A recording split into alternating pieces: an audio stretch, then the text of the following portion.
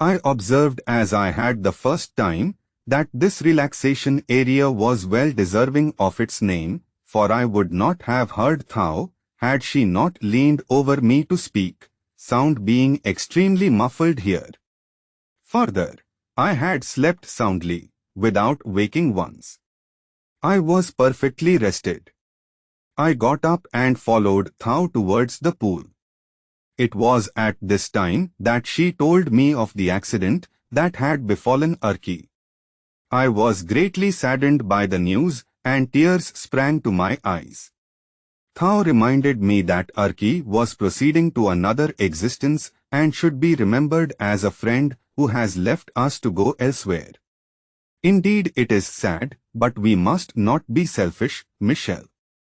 Other adventures and other joys are probably in store for Urki. I washed, and when I rejoined Thao, we enjoyed a very light meal and drank some hydromel. I didn't feel hungry. Looking up, I could see the grey sky and the rain falling on the doko. It was interesting to watch, as the raindrops didn't stream down the doko as they would have done over a glass dome.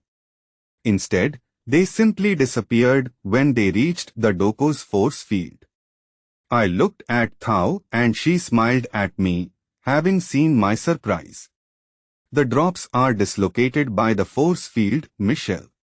It is elementary physics, at least for us.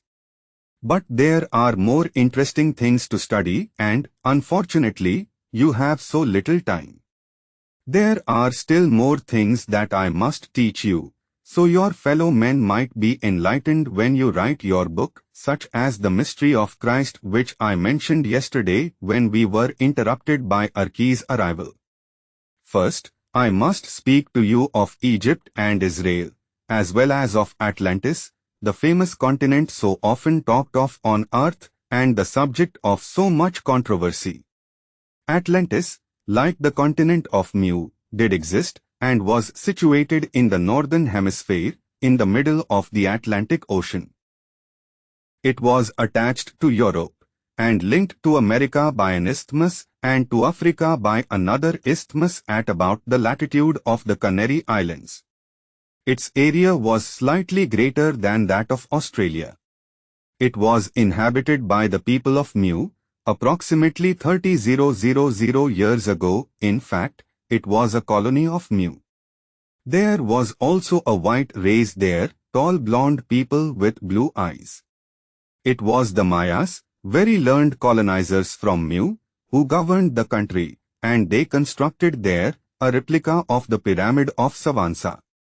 17,000 years ago, they explored the Mediterranean thoroughly, going via the north of Africa where they acquainted the Arabs, descendants of the crossbreeding between yellow and black Baccaratinians, with much new knowledge, material as well as spiritual. The numerical script, for example, still used by the Arabs, came from Atlantis and from Mu, of course.